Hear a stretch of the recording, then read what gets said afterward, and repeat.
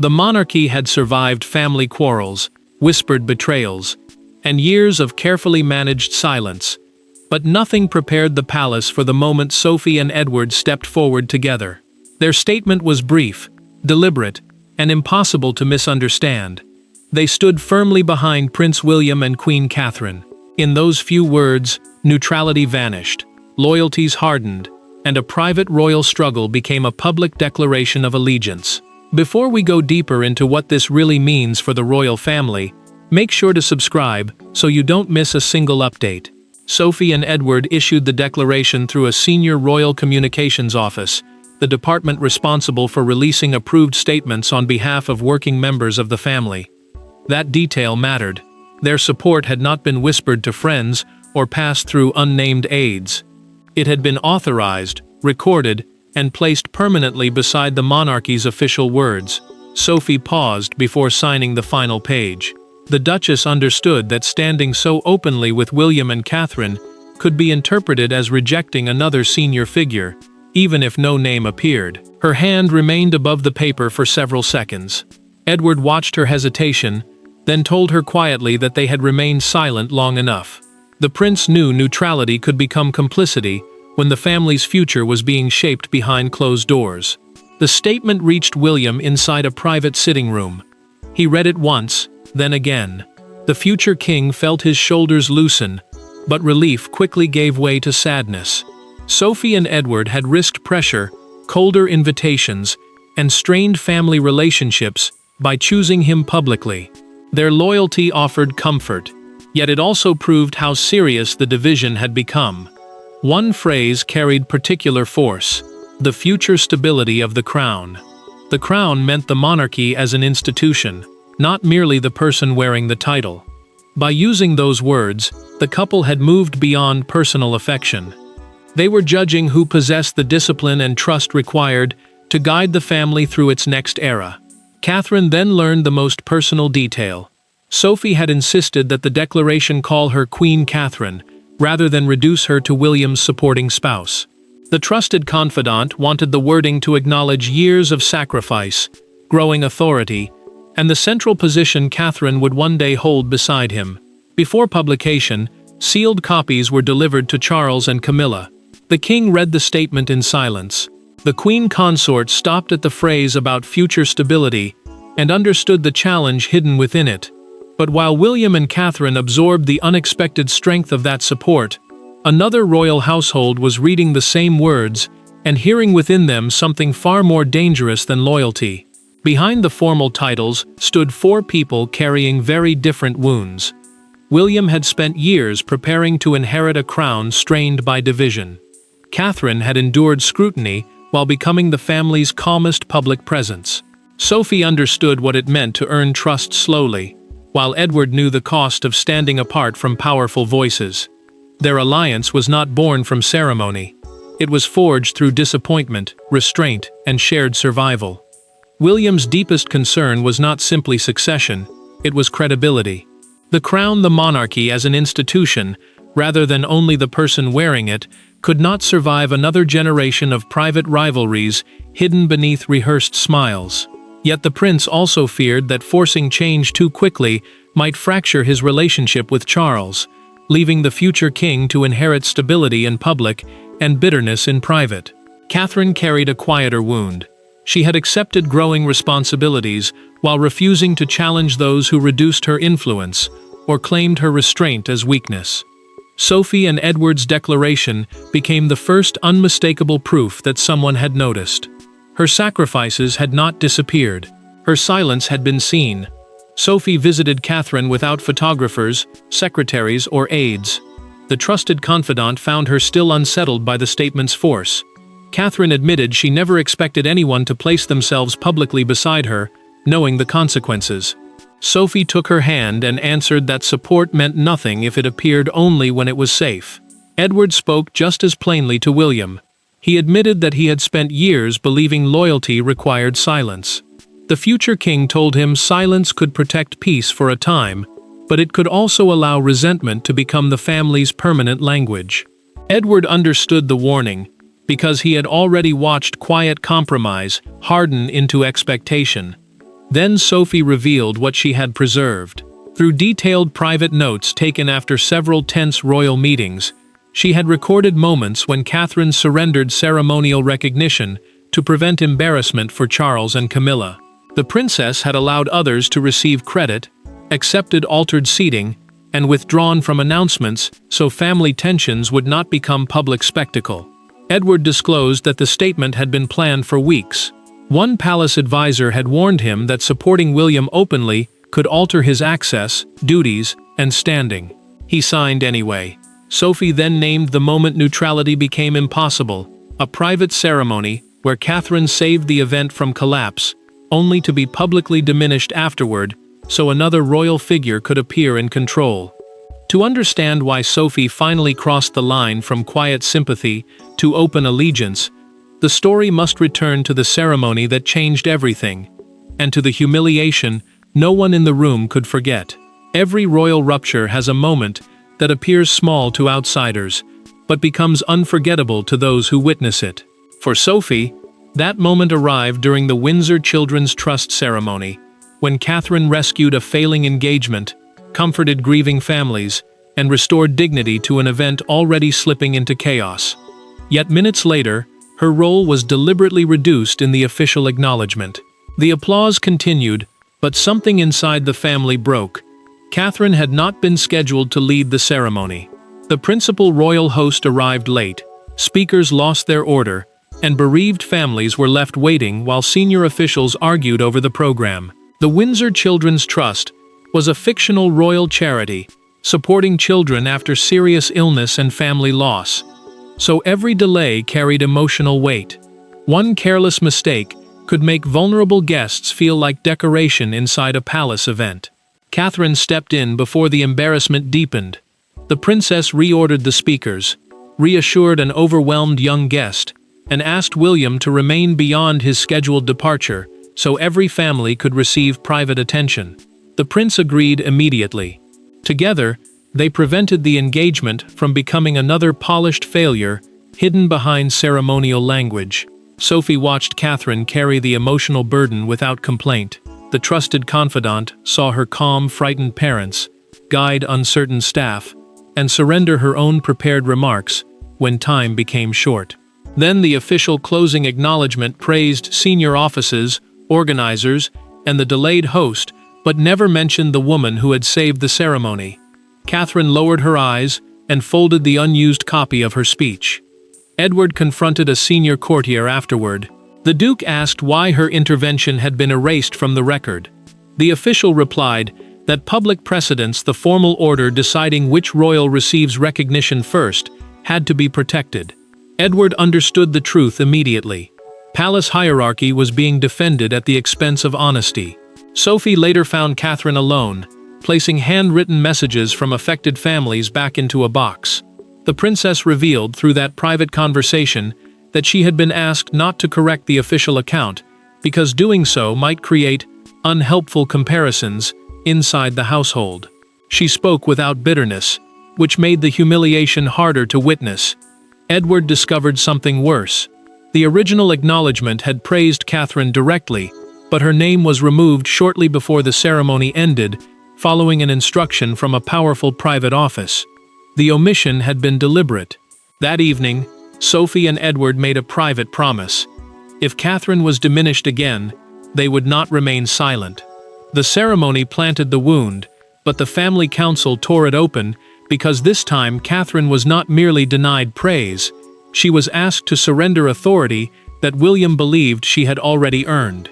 The confrontation began without raised voices. That made it more dangerous. Around a polished table, every royal understood that the discussion was not truly about schedules, patronages, or ceremonial order. It was about the future balance of power. William sat beside Catherine, Sophie watched from across the room, and Edward remained unusually still. Then a proposal was read aloud, one that would reduce Catherine's authority while increasing expectations placed upon her. The family council had been called to redistribute major patronages and define responsibilities for the coming year. A patronage was an official connection between a royal and a charitable or public organization, usually carrying visibility, fundraising power, and long-term duty. The proposal assigned Catherine several demanding national initiatives, yet removed her independent control over staffing, public messaging, and the decisions that would determine whether those projects succeeded. William recognized the contradiction immediately. His wife would carry the blame if anything failed, and receive little authority to prevent failure. The prince pushed the papers aside and looked directly at Charles. "Is Catherine being trusted?" he asked, "or merely used?" The king stiffened. William did not soften the question. He had watched the princess protect the family, accept reduced recognition, and carry duties others avoided. He would not allow responsibility to become another elegant form of punishment. Catherine urged calm, but Sophie interrupted. The trusted confidant looked across the table and said the princess had repeatedly saved the family from embarrassment. Competence, she warned, should not become a reason to make someone smaller simply because others felt threatened by it. Edward then placed a handwritten chronology before Charles. The Duke had recorded each occasion when Catherine surrendered credit, altered her role, or withdrew from recognition to preserve unity. The Windsor ceremony was not an isolated slight. It was part of a pattern protected by silence. Camilla challenged them. The Queen Consort asked whether Sophie and Edward had chosen William's household over the sovereign. Edward held her gaze. Supporting the crown's future is not betrayal of the crown's present. The room fell silent. Charles ended the meeting without approving the proposal. Before leaving, however, the monarch ordered the private secretaries to investigate who had repeatedly authorized the removal of Catherine's recognition. The king wanted records, signatures, and every revised document connected to the decisions. The argument ended when the door closed behind the king, yet the power struggle had only shifted corridors, moving from wounded voices to records, authorizations, and the hidden machinery controlling royal decisions. Royal power rarely announces itself with a command. More often, it hides inside revised schedules, altered wording, delayed approvals, and names quietly removed before anyone can object. As Charles examined the paper trail, the dispute surrounding Catherine became larger than one insult or one ceremony. Someone had been shaping the public hierarchy of the family from behind the scenes, and Sophie and Edward had forced the monarch to finally look. Charles ordered his private secretary to compare original and final versions of ceremonial programs, patronage announcements, and household directives concerning William and Catherine. These records mattered because palace influence often moved through administration rather than open confrontation. The office approving a speech could change its meaning. The department releasing an announcement could decide whose contribution entered history and whose disappeared before publication. The king read the Windsor revisions alone. Catherine's name appeared clearly in the first draft, praising her intervention and personal care for the families. In the final copy, it had been crossed out in dark ink. Charles removed his glasses and placed them beside the file. He had expected caution, rivalry, perhaps even poor judgment. He had not expected evidence that loyalty to the present household had been used to erase service performed by the future one. Sophie feared she had deepened the monarch's pain. The trusted confidant admitted to Edward that their statement might have forced Charles to confront failures he was not emotionally prepared to see. The prince answered that shielding someone from truth was not compassion when the same truth was already damaging the family. Silence had protected advisors, not the king. The investigation uncovered a small circle of long-serving officials who believed Catherine's growing public standing would accelerate William's influence and weaken the current reign. Their method was careful. They delayed approvals, reassigned credit, softened references to her authority, and reduced her role wherever direct confrontation might attract attention. One advisor finally admitted that references to Queen Catherine had been discouraged. The phrase made the transition feel too immediate and reminded the household that public affection was already moving toward the next era. That confession transformed Sophie and Edward's declaration into something revolutionary. They had publicly used the title palace machinery had quietly tried to suppress. Charles removed 2 officials from the restructuring process. The decision did not restore calm. Invitations were withdrawn, staff allegiances shifted, and familiar offices suddenly stopped cooperating. Camilla heard about the removals through her private secretary. The Queen Consort understood at once that the statement supporting William and Catherine had already begun changing the balance around her. Once the hidden hands were exposed, the consequences could no longer be contained inside files, because people who had relied upon silence now faced removal, and one royal reacted as though the ground beneath her had suddenly disappeared. The fallout did not arrive as one dramatic explosion. It spread through the palace in clipped telephone calls, cancelled meetings, changed seating plans, and doors that no longer opened as easily as before. Staff members began choosing sides without admitting they were doing so.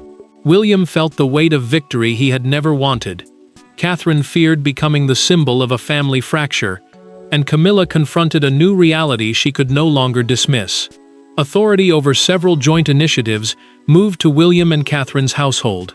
Sophie and Edward were also invited into future planning meetings concerning long-term royal service. These meetings shaped which causes received attention, how major duties were divided, and which voices influenced the monarchy's next chapter. The shift proved the statement had created more than symbolic support. It had become the foundation of a working alliance. Camilla received the revised schedule while sitting alone. The Queen Consort read that Catherine would lead an upcoming national service and placed the paper down without speaking. After several seconds, she asked her private secretary whether the decision had come from Charles or William. The aide answered that the order had been approved through the King's office, but recommended by the new planning group. Camilla understood the deeper meaning. Influence was no longer moving through her household first. Catherine felt no triumph. She told William that Sophie and Edward must not be punished for defending her. The princess feared colder invitations, reduced duties, and quiet retaliation against the couple. William answered that their courage would be dishonored if she responded by surrendering the authority they had risked everything to protect. The prince reminded her that loyalty demanded responsibility from the person receiving it. Then the resistance broke into the open. A senior aide resigned after refusing to work under the new structure. His departure revealed how deeply opposition to Catherine had entered palace operations. This was not discomfort with one statement. It was resistance to the future that statement represented. Sophie received an unsigned message accusing her of accelerating Charles's decline in influence. The trusted confidant carried it directly to Edward, rather than hiding it. The prince tore the paper once and placed both pieces beside their original declaration. He told her fear had written the message, not truth. William began to question the cost. He wondered privately whether accepting their support had made reconciliation impossible. Catherine refused to let anxiety answer for them. She asked him to meet Sophie and Edward without aids, titles, or prepared language. The public alliance had changed the palace, but only a private conversation could determine whether it would heal the family or simply create a stronger faction within a broken one. There were no private secretaries, no official folders, and no carefully drafted phrases when the four royals met again. William entered carrying the exhaustion of a future king. Catherine carried the guilt of someone who feared others had suffered because they defended her.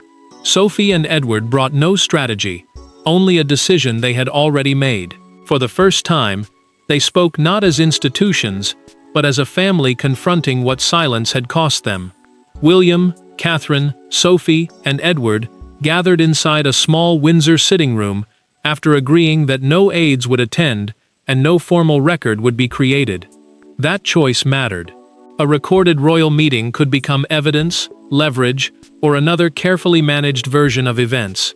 This conversation was meant to decide something more personal, whether their alliance would grow into an opposing court or become a stabilizing force determined to repair the monarchy from within. William spoke first.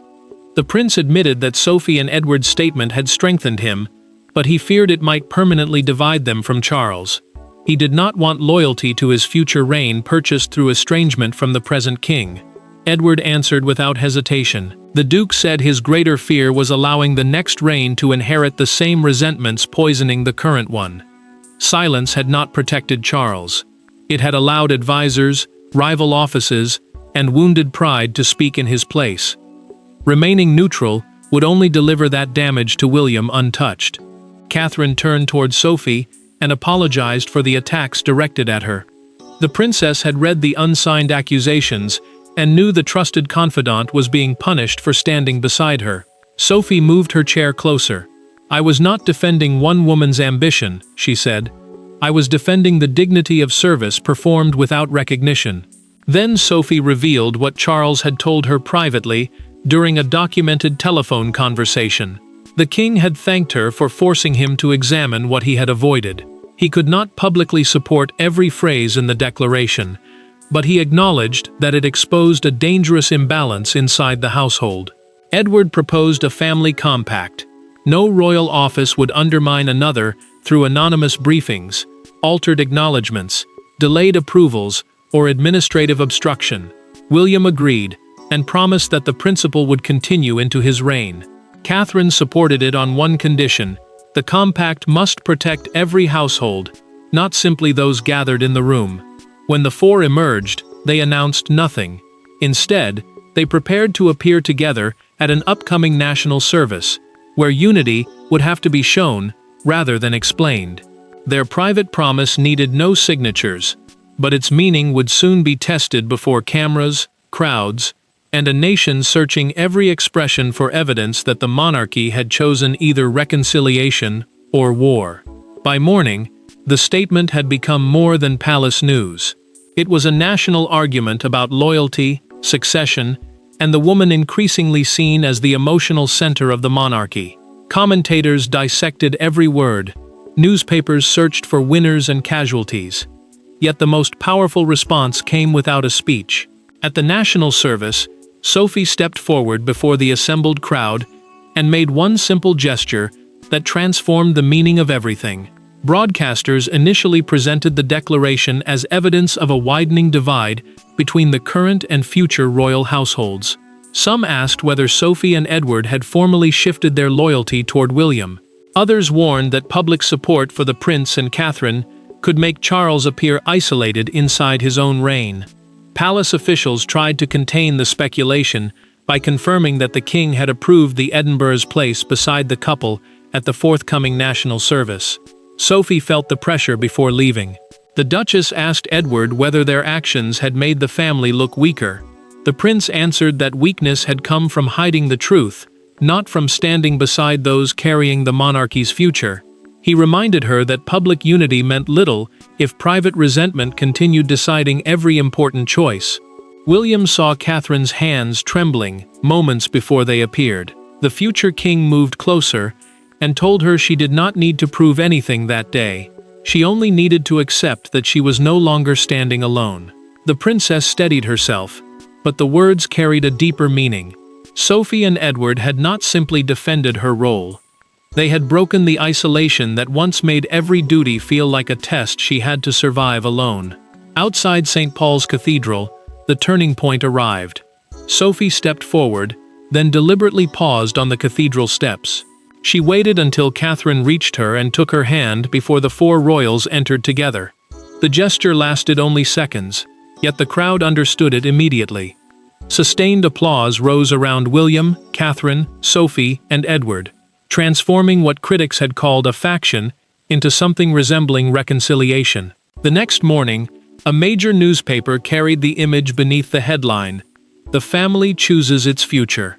A leading broadcaster described the moment not as palace rebellion, but as public healing made visible. Charles watched the coverage and requested a private family gathering. The king did not summon the four to punish them. He intended to acknowledge what their alliance had exposed and decide whether the new arrangement would remain informal or receive his blessing. The world had already delivered its interpretation, but the final verdict still belonged inside the family, where Charles now faced the choice of resisting the future or giving it his blessing. The final meeting carried none of the anger that had defined the confrontation before it. Charles understood that authority could command attendance but not devotion, and that the monarchy's survival depended upon trust passing honestly from one generation to the next. Sophie and Edward had not weakened his reign by supporting William and Catherine. They had forced the family to confront the damage created by silence and given the crown one final chance to choose unity. Charles gathered William, Catherine, Sophie, Edward, and Camilla for a private family meeting and confirmed that the revised distribution of responsibilities would remain in place. The new structure meant the future king and his wife would lead preparations for the monarchy's next era, while the Edinburghs would help protect continuity during the transition. Continuity meant preserving stability, duty, and public confidence as responsibility moved gradually from one reign to another. The king formally recognized William and Catherine as the central partnership shaping that future. He also named Sophie and Edward trusted guardians of the process, not because they had chosen a rival household, but because they had proved willing to defend service when silence became easier. Charles then turned to his son.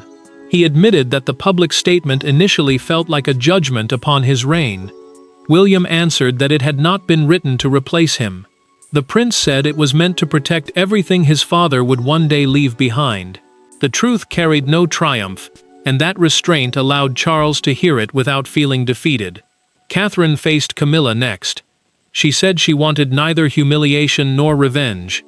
The princess asked only that service be recorded honestly, and that no woman inside the family be diminished, to make another feel secure.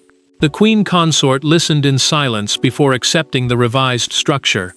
She agreed that future ceremonial records would accurately reflect every royal contribution, ending the administrative struggle that had triggered the crisis. Charles then returned Sophie and Edward's original signed statement. Beneath it, the monarch had written one sentence by hand: "Loyalty to the future is loyalty to the crown." The words transformed their declaration from an act of defiance into an acknowledged act of preservation. The family did not leave untouched. William gained allies rather than followers. Catherine received recognition without demanding punishment. Charles preserved dignity by accepting necessary change. Sophie and Edward proved that truth spoken at personal risk could strengthen loyalty rather than destroy it. Even Camilla secured her place by accepting that another woman's service did not diminish her own. And so the words that first sounded like a declaration of sides became something far greater, a promise that when William and Queen Catherine finally carried the crown forward, they would do so supported by a family that had chosen truth over fear, service over rivalry, and unity over silence. Thanks for watching. Please don't forget to like and subscribe, and we will see you in next one.